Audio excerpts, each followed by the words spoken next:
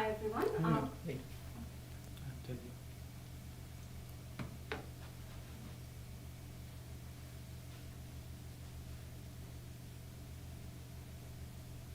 Hi everyone. Thank you so much for joining us. A very good evening to all of you. So this webinar is obviously about XAT 2024. We were all in the same boat as you last year. We have cracked this exam, and through this webinar we hope to give you some of our personal tips and strategies that worked for us. We asked you all to send us some questions, and we had over 3K plus questions. There were some very frequently repeated ones which we have tried to incorporate in our presentation and webinar today. So we'll be starting with the overall structure and pattern of XAT, which Yash will be explaining to all of you. Okay, so hi everybody. First of all, thank you for taking out the time and joining this live stream. I hope we can be of some value to you. I'm Yash. I graduated from NIFT in 2020, post which I have had a work ex of 2 years, and I'm currently in my first year of my MBA. So I'd like to take you with the structure of XAT. So XAT is a slightly different exam. So I think there has been a lot of discussion about XAT in terms of its structure. So we can probably discuss how XAT is and what it entails. So essentially what our paper pattern was, and which will also most likely be yours. So the first part contains 3 sections: quants, verbal and decision making. So we had 28 questions in quants, 26 in verbal and 22 decision making questions. So these were the questions that we had in the first part. And for every right answer you get 1 mark, and for every incorrect answer you incur a minus 0.25. The other rule which is the source of a lot of confusion is the unattempted questions rule. So you can leave 8 unattempted questions throughout part 1. So over quants, verbal and DM, you can leave 8 questions and you can choose not to attempt them. But for the 9th question that you choose to leave, and subsequently, you will incur negative marking of 0.1. So 8 questions you leave, you get no marks and you lose no marks essentially. But from the 9th question onwards, there is a negative marking of 0.1. So I hope I'm able to shed some light on that particular rule. Then this part 1 lasts for around 3 hours, 175 minutes to be precise. After the end of 175 minutes, there is a break of sorts. So the part 2 is essentially a keyboard testing part in which you get to test your keyboards because you'll have your essay in the next part. So you can just probably, spend 2 minutes calming yourself down and, composing yourself and testing the keyboard also. Before moving on to part 3, which has general knowledge and essay writing. So again, we'll talk more about part 3 as we go forward, and I know there has been a lot of confusion regarding that part also, so I hope we are able to sort of help you with that. So part 3 has general knowledge and essay writing. So yeah, that is the basic structure of XAT. One question that we received was, how is XAT different from CAT? So I guess XAT has its own flavor. It is more aligned to what we learn at management schools in terms of sections like decision making, or even the quant section, which is more based on what your inference is, instead of it being just a fact based or a direct logic based answer. You have to get your own inferences from questions. So XAT is slightly different, often said slightly more challenging, but it also makes XAT much more exciting personally. I think that was my personal experience. I found XAT to be much more fun as compared to other exams. Again, another question was, is it too late to start preparing? I think not. You still have 3 months, approximately 3 months, which is good enough time for you to sort of prepare concepts, brush up concepts, and just get into the zone of appearing for an exam. And I think, yeah, not to stress you out a lot, but 3 months is decent enough time, and I'm sure you'll be able to manage if you start even now. Difficulty level, I think I've discussed. XAT is a slightly tougher exam when you compare it with other sort of management entrance exams, but it is also a much more logical exam. I feel I think you get to apply certain skills and certain. So what you're tested on is actually what you're taught in management schools in the first term, and I'm sure all of us will agree. So I think that is that on the difficulty level, and you can acquaint yourself with questions from previous years.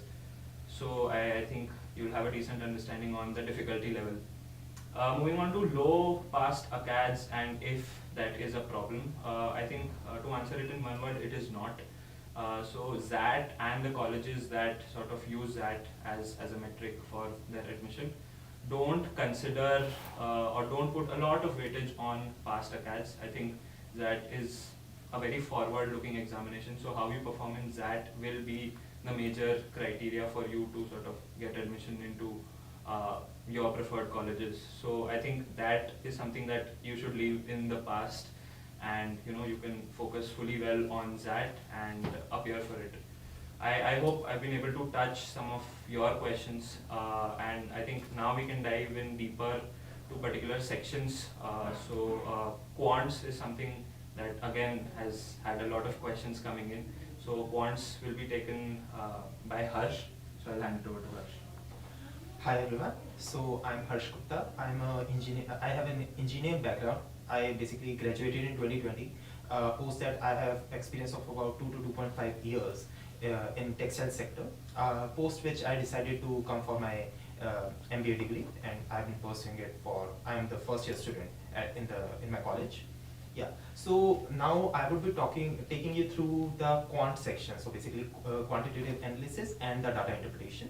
So I would be taking you through what the structure of the examination is, and also what different myths which are existing and how you can tackle those, right? So first of all, let me give you a brief about what the exam quant section structure is. So basically there are two parts in the quant section. So the first is the quantitative analysis, second is the data interpretation. So first talking about quantitative analysis basically covers different mathematics topics like probability, statistics, measurement, speed, distance, time, and these kind of topics.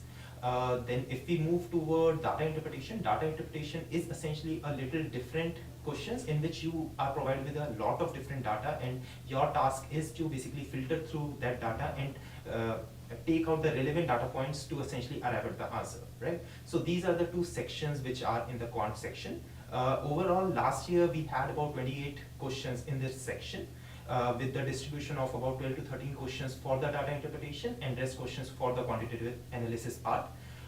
Might be possible that this same structure is repeated in your case, or might be possible that it is a little different. Now, moving on to certain myths which people have. First myth which we observed from your questions also was that quant has always been most difficult part of the exam. So to answer this, if it is a difficult section, I would say it is a little bit difficult, but essentially in different contexts. So basically what happens is usually non-engineer background students or the test takers usually have a feeling that they won't be able to perform that well in that. But I would like to say that this is not exactly true, because the thing is the quantitative analysis part which is coming in your examination is essentially coming from pre-10th class, right? So essentially there is nothing which you have not already covered, right?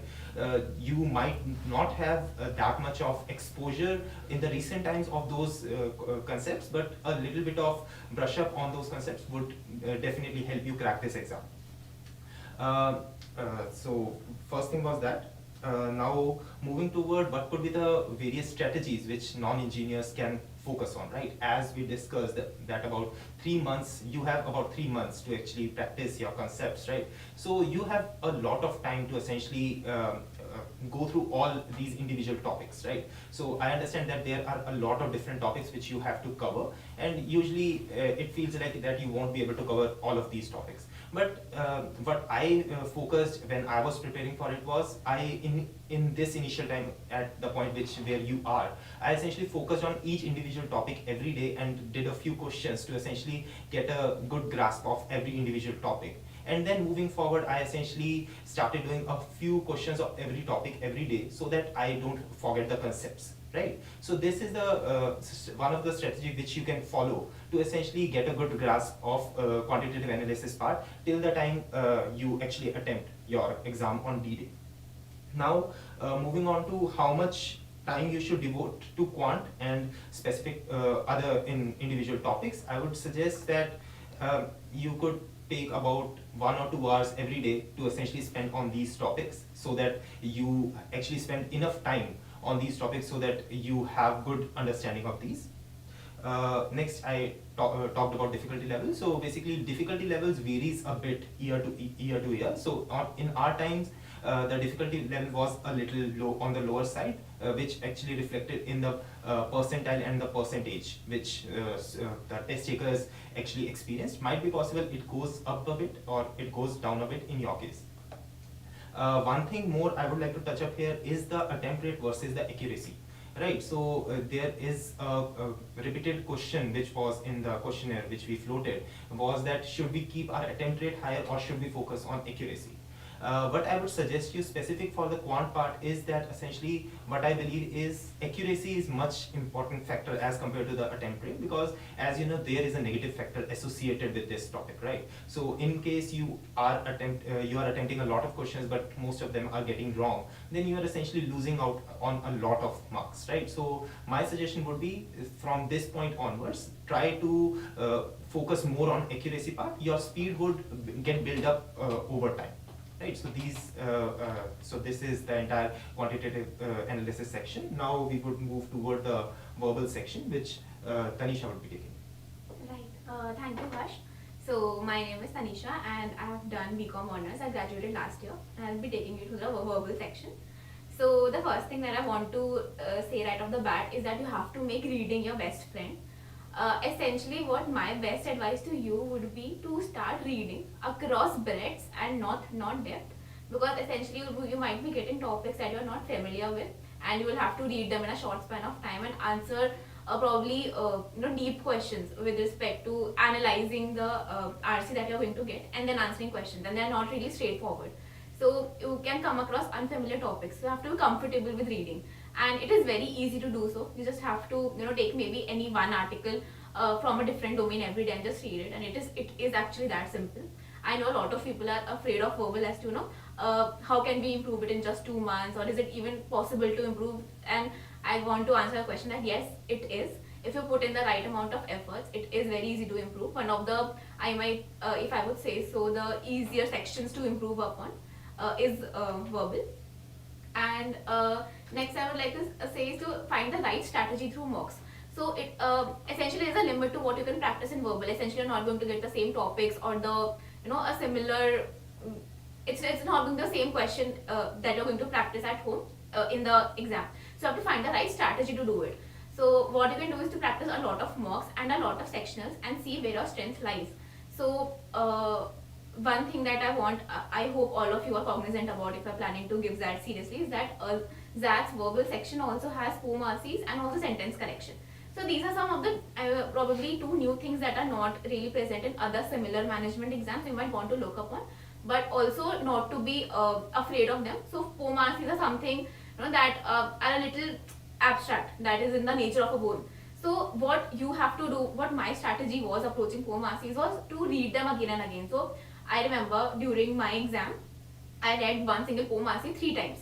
And I was like, I am not understanding anything. And I looked at the questions and I was still blank. But then I read it twice after reading it once. And ultimately the result was that I actually solved all the questions correctly. So you just have to keep calm and understand what the poem is trying to say. And if you're not sure that what the answer is, just skip it. Don't try to maybe mark wrong answers, because there are a lot of questions that you can play to your strengths. You can mark correct answers on. But also practice poem RCs at home.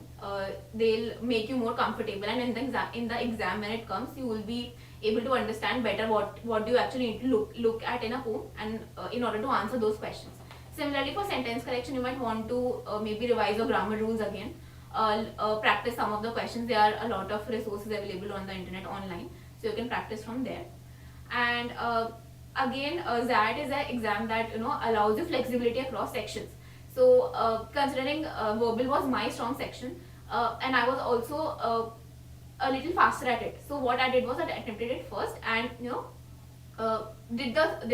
basically did the questions I'm comfortable in first. So RCs were my strong suit. So I completed the RCs first. It also gives you confidence right in the start of the exam, and also you are confident that yes, I've done this portion of the exam correct, and it gives you confidence to move further.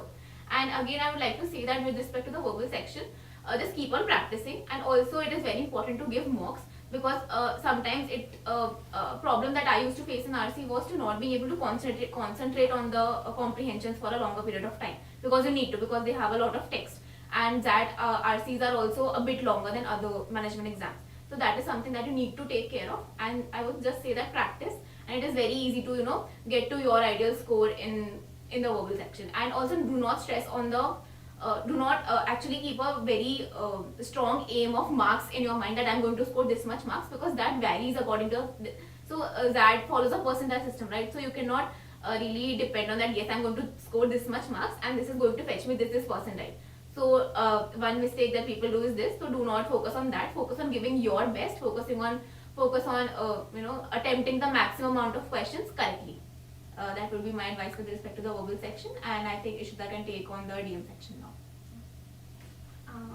Hi, I'm Ishita. I have a law background and I have 3 years of work ex, post which I appeared for that, and I got a 97 percentile. So I'll be taking you through the decision making section. This is something that a lot of people are very apprehensive about, because none of the other management exams has this section. Why does that has this? Again, like Yash mentioned earlier, they want to test your real life decision making skills. They want to see how level headed you can be under strenuous situations. That is exactly what this section tests. Now we received a lot of questions on this, and I'll try to answer most of them. Number one was, this is a very subjective section. How does one go about it? Now, I do not think that it's a very subjective section. I think that it requires a lot of reading between the lines. It is very clear what the test maker wants from you. You just have to, analyze the situation. They will actually tell you. You will also find clues within the question itself as to what things they want you to avoid. So you just have to learn how to read these questions. That is very important. Now, how to start with this? I would suggest go through the previous year questions to get an idea about the kind of situations that they want you to be acquainted with. Post that, I would also recommend going through some online resources that might be available to you, whether through your coaching institutes or free resources available on YouTube. That gives you just a idea about how to approach different kind of situations. There will be situations that will require you to think short term, in which you have to take an immediate decision. So the implications of those decisions are different than in situations where you have to think of the long-term impacts. So how to first of all analyze what the question is asking you, whether your decision would have a long-term impact or a short-term impact, and depending on the situation, what kind of decision you are expected to make.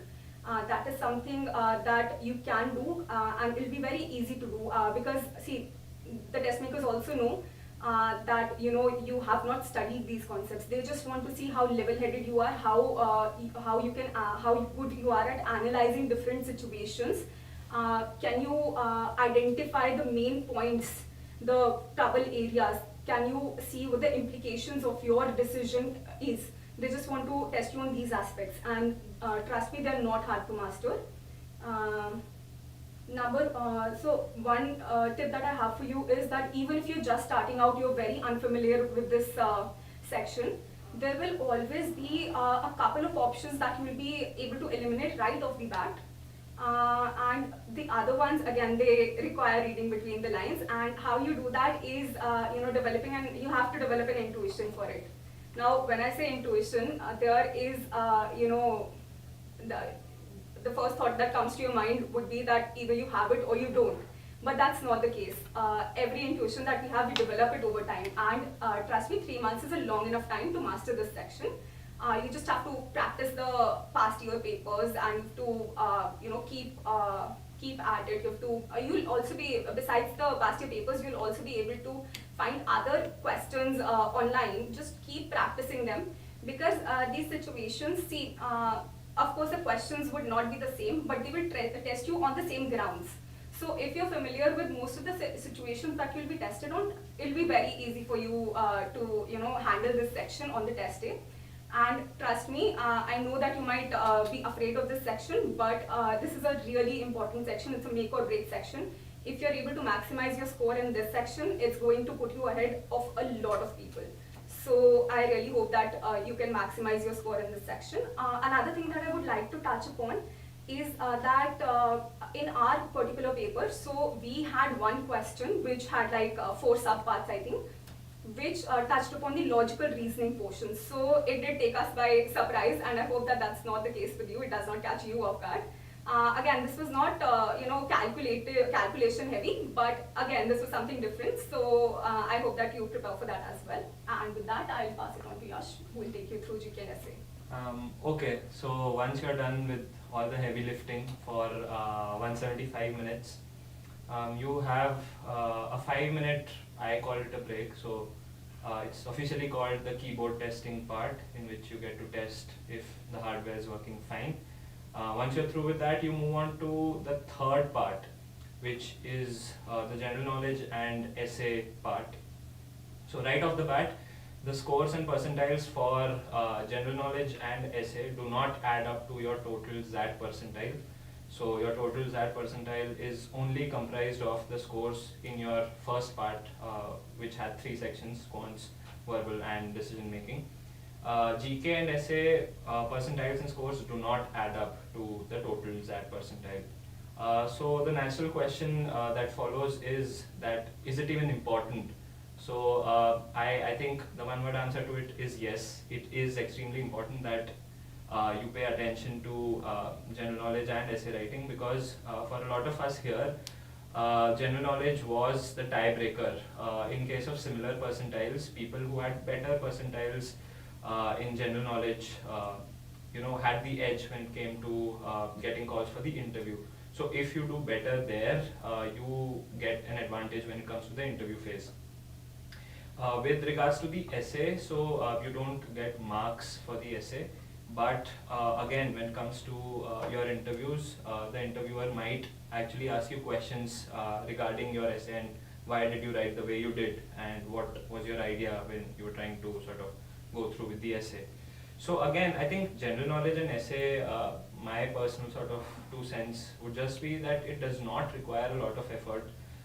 You can actually, breeze through it very comfortably if you just go through what's happening in the world in general. So I think that covers a lot of GK, because if you look through XAT 2023, we had questions regarding BTS, we had questions regarding football clubs in England. So just a general understanding of what's happening in the world will help you sort of ace GK, and that can actually give you a big advantage when it comes to the interview stage. Also essay writing, so you get to choose from 3 essentially topics. You can choose the one you want to write on, and I think you have 5 odd minutes to get done with the essay. So the essay shouldn't be a problem if you go through essays for verbal. I think that helps you get a structure for essay, and I think you should really enjoy this particular section after all the heavy lifting that you've done in the first 175 minutes. I'm sure you'll have fun while appearing for GK and essay, but just be aware of what's happening in the world, and I'm sure prep for verbal will help you even with essay writing.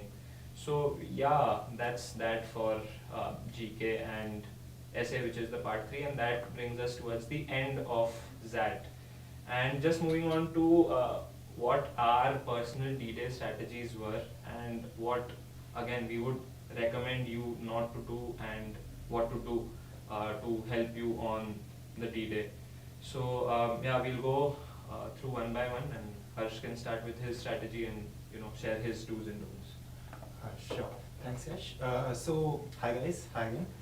So I will be sharing you what my strategy was on the D-Day, how I attempted it, and a few do and don'ts which I kept in mind. So first of all, sharing my detailed strategy. So since, as we have discussed, that we have about 180 minutes, about 3 hours for the first section. So what I had in mind was I would be giving about 40 minutes to each of these 3 sections, the verbal, DM and the quant. Right, and then the rest of time which would be left with me, I would be basically spending by going back to the questions about which I was not quite sure about. And that exactly what I did in my actual exam also. So I basically had about 40 minutes left in the end to essentially revisit all the questions which I had marked for review. Right. This was my strategy for the actual part 1. Now, if I talk specifically about a few different sections, so one was for the DM section specifically, the strategy which worked for me was essentially, if you understand, so DM section is essentially decision making, and it actually comprises of real life situations, right? So it is not something fictional or anything. Real life situations are coming to you and you have to make decisions on that. So it would help a lot, as Ishita mentioned, if you go through past year mocks, so that you get a gist of how XAT actually tests its applicants, right? So that would be a great help to you to go through at least 7 to 8 years past mocks. That would be one thing. Then moving on to GK and essay part. So for GK, it would be if you go through daily newspaper or something. And for essay specifically, what I had in mind was I had 2-3 different strategies to follow while approaching the essay. So I had 2-3 structures in my mind. It could be either chronological, it could be either newspaper starting headline or something. These were the few structures I had in mind, and according to the statement which we were given, I had the idea that I would be using this structure to write my essay. So that having a structure already in mind helps you to better understand the question itself and also answer it. These were a few DD strategies which I employed. Next, moving on to certain do's and don'ts. So one thing I would like to specifically mention is that in the quant section, there is a certain tendency to the applicants when they are preparing to use calculator for all the calculations they are doing during their mock exam or while practicing, right? So I would suggest negative to it, so don't do that, because what I've observed is that if you use calculator in your practice, then on the final D-Day you tend to make a lot of mistakes and your speed is very slow. And even if you are provided with an online on-screen key calculator, that also eats up a lot of time. So essentially depending on that online calculator is not a good strategy. Yeah, so these were a few do's and don'ts which I had. So I think Ishita can share next. So my strategy definitely varied a little bit from Harsh's. I knew that I would require a lot more time for quant section, and I knew that I could handle the verbal and decision making section in a shorter amount of time. So in about, I had given myself, about 75 to 80 minutes in which I wanted to be done with both verbal and decision making, and also be able to revise both of those sections. This is something that I practiced in my mocks as well, so I knew that I could do it in this time frame, and luckily I was able to. So I had close to about 95 to 100 minutes for just quants itself. Also, one of the other things that I did with verbal and decision making was that I knew that I had to maximize my attempts here, because that is an exam which has negative marking for unattempted questions beyond the 8 questions, permitted 8 questions as well. So I knew that I would require, I would need to leave a lot of questions in quants to avoid the negative 2.5.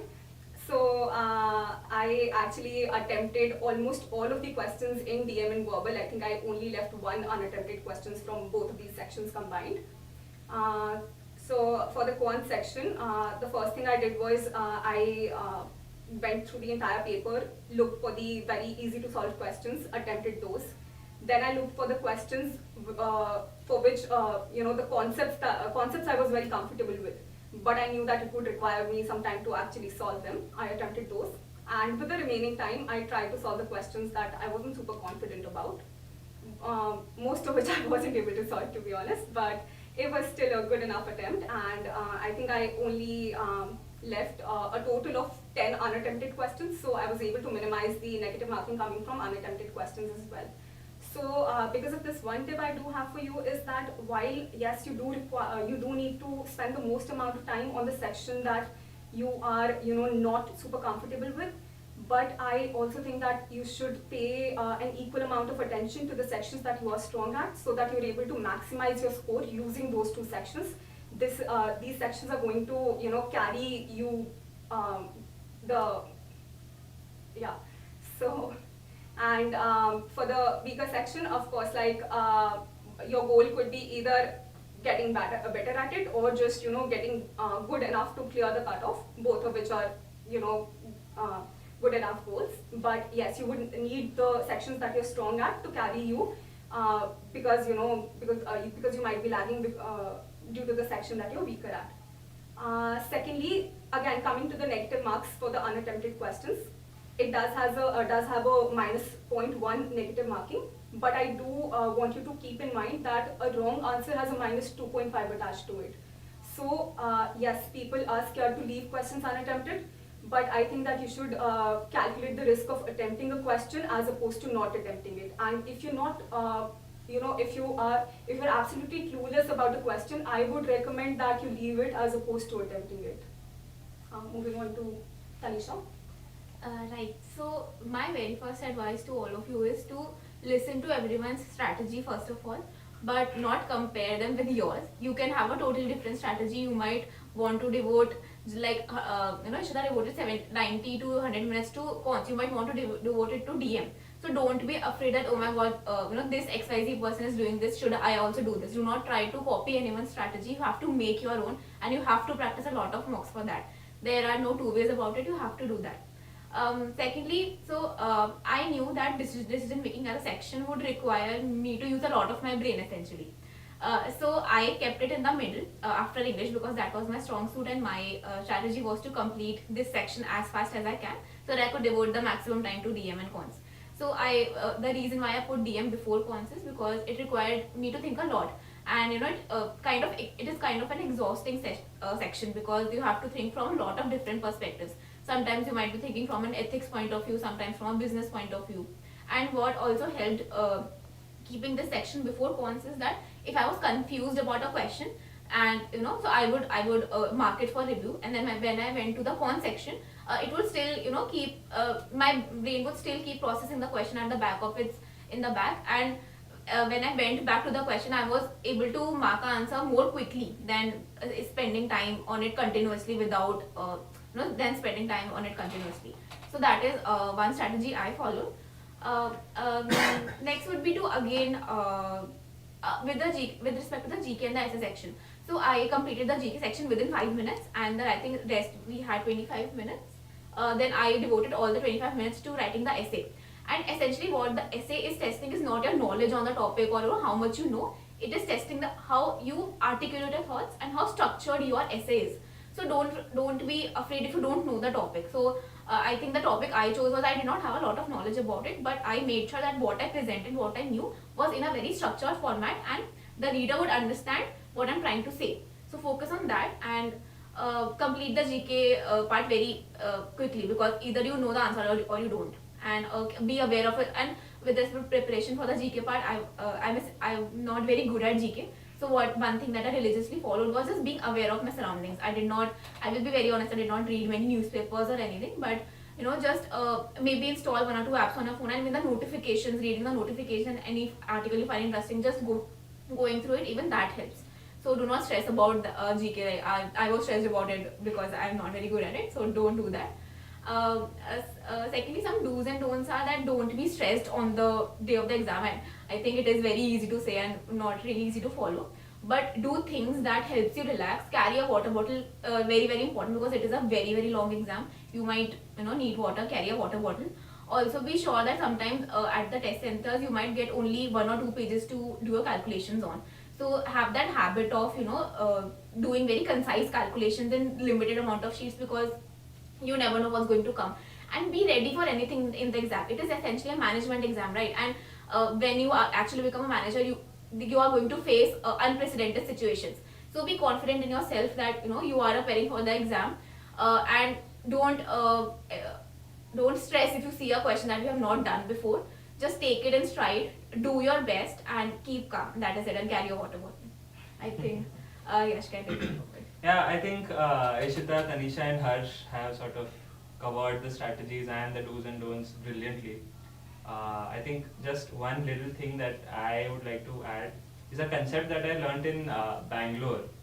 So Kannadigas often say chill madi. So I think that is my advice. So chill madi means chill karo essentially. So you know, you don't have to get worried about things that are beyond your control. I think what will happen will happen. You should be in the right frame of mind, and I think you should enjoy the process. I know this might sound a lot in the air right now, and you would wonder why and how, and you know, why is it that I'm saying things like this once I'm through with the exam. But trust me, I think it'll help you, you know, take the exam in a much better way. So stress less if that's possible. I know just saying it does not decrease the stress levels, but try at least, you know, take care of yourself. I think again that is extremely important, and I'm sure all of you will do brilliantly. And yeah, coming to the end of the session, I hope, and we hope that, you know, we get to see some of you join us, you know, in pursuing your MBA, hopefully next year. So yeah, coming towards the end of the presentation, I hope you got something to gain out of the 40 odd minutes that you were hopefully with us. And yeah, from all of us, all the best and do well. All the best. All the best, All the guys. best.